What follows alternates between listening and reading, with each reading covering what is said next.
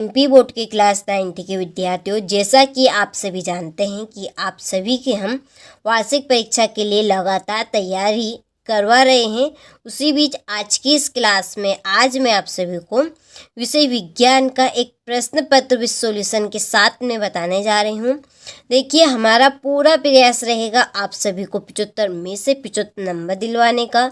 इस वीडियो को आप किसी भी ज़िले से देख रहे हो या किसी भी ग्रामीण क्षेत्र से देख रहे हो तो देखिए, आपके हर एक ज़िले में आपके अलग अलग प्रश्न पत्र रहेंगे, लेकिन हम आपको देखिए पूरा जो आपका पेपर है वो पूरा का पूरा आपका हर एक ज़िले में फंस जाए, उसके लिए देखिए यहाँ पर हमने 4 प्रश्न पत्र तैयार किए हैं जो कि बहुत ही रिसर्च और कॉन्सेप्ट के अनुसार, ठीक है।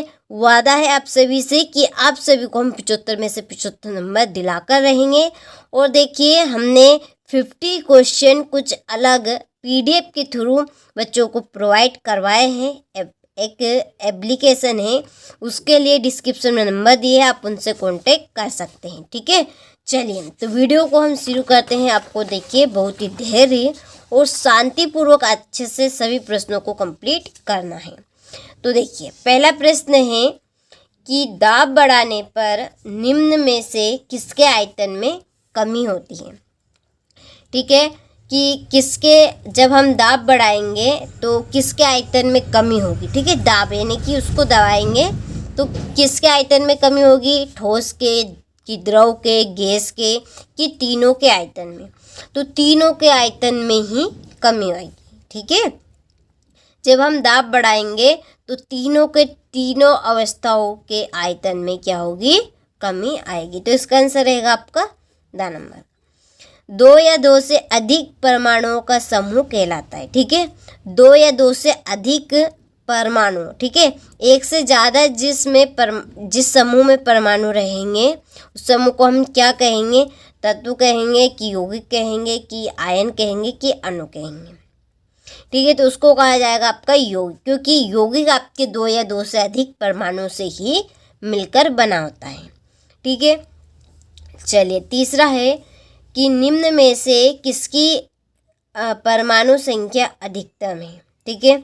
यहाँ पर आपको बताना है कि किसकी परमाणु संख्या अधिक है, ठीक है। जल की है कि ऑक्सीजन की है, कार्बन डाइऑक्साइड की है कि अमोनियम की है, ठीक है। तो इसका आंसर रहेगा अमोनियम, ठीक है। 18 ग्राम अमोनियम की सबसे अधिक परमाणु संख्या रहती है, ठीक है। चौथा है, एक तत्व की परमाणु संख्या केंद्रक में स्थित किसकी संख्या के बराबर होती है, ठीक है। एक परमाणु की संख्या केंद्रक में स्थित किसकी संख्या के बराबर होती है, तो वो आपकी प्रोटॉन की संख्या के बराबर होती है, ठीक है। इसका आंसर आपका आ रहेगा। पांचवा है, बांध के जल में, ठीक है, बांध के जल में कौन सी ऊर्जा होती है, विद्युत ऊर्जा होती है, गतिज ऊर्जा होती है कि स्थितिज ऊर्जा होती है। तो बांध के जल में आपकी स्थितिक ऊर्जा होती है, ठीक है। चलिए, इसके बाद में है कि किसी वस्तु की कार्य करने की दर कहलाती है।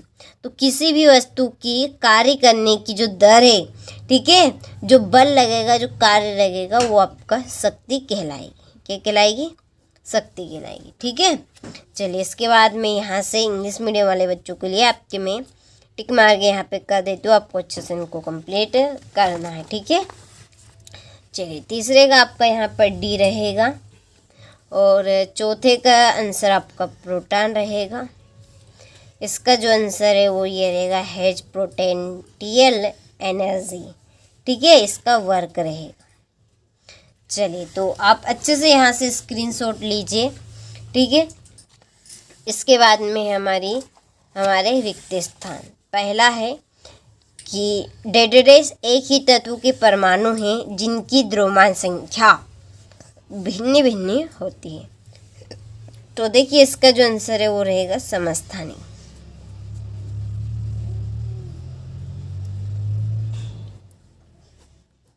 ठीक है। चलिए, दूसरा है डेडेडेस सभी जीवों की मूलभूत इकाई है। तो सभी जीवों की मूलभूत इकाई जो है आपकी कोशिका है, क्या है, कोशिका। चलिए फिर है तीसरा, श्रव्य तरंगों की परास डेडेस होती है। तो श्रव्य तरंगों की परास आपकी कितनी होती है? 20 हर्ट्ज से। ठीक है, 20 हर्ट्ज से 20,000 हर्ट्ज। कितनी? 20,000 हर्ट्ज। फिर है ठोसों की अपेक्षा द्रव में विसरण की दर डेडेस होती है। कैसी होती है? अधिक। बर्फ का गलनांक डेडेस होता है। ठीक है, बर्फ का गलनांक क्या होगा? किस टेम्परेचर के ऊपर बर्फ गलना शुरू करेगा। ठीक है, गलना। तो 273 पे बर्फ का गलनांक कितना होता है? 273 केल्विन। पदार्थों में संपीड्यता का गुण डेडेस अवस्था में अधिक होता है। पदार्थों में संपीड्यता का जो गुण है वो कौन सी अवस्था में अधिक होता है? तो वो आपका गैसीय अवस्था में होता है। कौन सी? गैसीय। ठीक है, चलिए तो यहाँ से आप अच्छे से स्क्रीनशॉट लो और अच्छे से आप इनको कंप्लीट करें। यहाँ से देखिए इंग्लिश मीडियम वाले बच्चे को लिए हैं ये। देखिए अच्छे से मैं आप सभी को फिल करवाऊंगी इनको आने वाले वीडियो में। बहुत जल्दी आपको इनका सॉल्यूशन मिल जाएगा। ठीक है, चलिए इसके बाद में है हमारी सही जोड़ी। पहली है कार्य करने की इकाई। कार्य करने की इकाई क्या है आपकी? तो कार्य करने की जो इकाई है वो है जूल। दूसरी जोड़ी है आपकी रेखित पेशी। तो रेखित जो पेशी है वो आपकी ऐच्छिक पेशी होती है। कैसी होती है? ऐच्छिक। तंत्रिका ऊतक। तंत्रिका ऊतक जो है वो आपका त्वरण है। और वेग परिवर्तन की दर। वेग परिवर्तन की दर है अवस्रव्य ध्वनियाँ। ठीक है, वेग परिवर्तन की दर क्या आपकी? अवस्रव्य ध्वनियाँ। और लाइसोसोम। लाइसोसोम की जो जोड़ी है वो आपकी सौघाती थैली। क्या है? सौघाती थैली। और 20 हर्ट्ज से कम की आवृत्ति। 20 हर्ट्ज से कम की आवृत्ति क्या है आपकी? न्यूरॉन है। क्या है?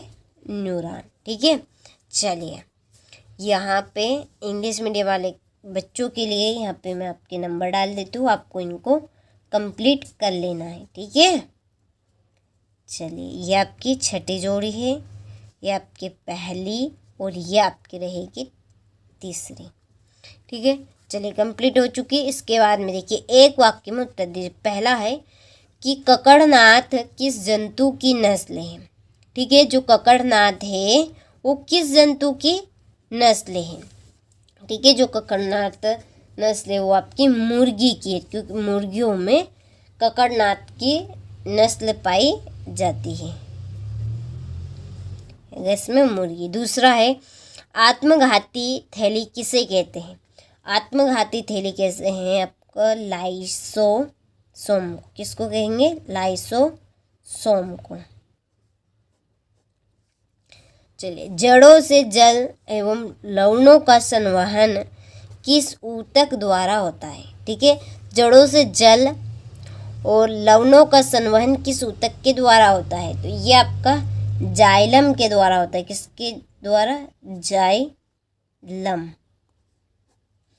ठीक है, फिर वेग में प्रति सेकेंड होने वाली कमी को क्या कहते हैं? वेग में प्रति सेकेंड होने वाली कमी को मंदन कहते हैं। क्या कहते हैं? मंदन। मंदन। ठीक है, यहाँ पे ना है, मैंने गलती से मां लिख दिया है, मंदन। सरल आवर्त गति का एक उदाहरण दीजिए। तो सरल आवर्त गति का उदाहरण आपका घड़ी की पेंडुलन। पेंडुलन। ठीक है, चलिए छठा है गोखुरु, गाजर, घास, मोथा किसके उदाहरण है? ठीक है, जो यहाँ पे लिखे नाम गोखुरु, गाजर, घास, मोथा ये सब किसके उदाहरण है? तो ये है आपके खपतवार। किसके? खपतवार के। खपतवार। चलिए तो स्क्रीनशॉट आप अच्छे से ले लीजिए और अच्छे से आप कंप्लीट कीजिएगा। इसके बाद में यहाँ से इंग्लिश मीडियम वाले बच्चे ले लीजिए, अच्छे से आप भी कंप्लीट इनको कीजिएगा। देखिए फिर है हमारे सत्य लिखिए। पहला है कि अणुओं के बीच स्थान ठोसों में अधिकतम होता है। ठीक है, क्या प्रश्न हमारा कि अणुओं के बीच स्थान, ठीक है, अणुओं के बीच स्थान ठोसों में अधिकतम होता है, तो ये असत्य बात है। क्या है ये आपकी असत्य बात है। अधिकतम रिक्त स्थान नहीं होता है, अधिकतम होता है। अणुओं के बीच स्थान ठोसों में अधिकतम होता है, तो ये बात आपकी असत्य। निलंबन के कण फिल्टर पेपर से नहीं निकलते, तो ये आपका सत्य है। फिर संयोजकता परमाणु की संयोजन शक्ति है, तो ये भी आपका सत्य है। फिर रक्त एवं प्लाज्मा संवहनी संयोजी ऊतक है, ये आपका सत्य है। फिर बल एक अदिश राशि, बल एक आपकी सदिश राशि, तो ये आपका सत्य रहेगा। ठीक है, गेहूँ, चना, मटर, सरसों असली खरीफ की फसलें है ये।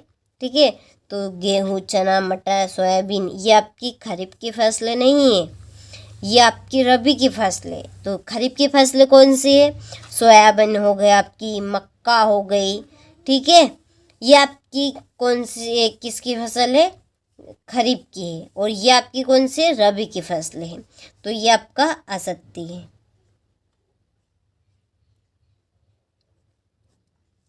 चलिए यहाँ से इंग्लिश मीडियम वाले बच्चे देख लीजिए, आपके यहाँ पे मैं टिक मार्क कर देती हूँ, कंप्लीट आपको कर लेना है।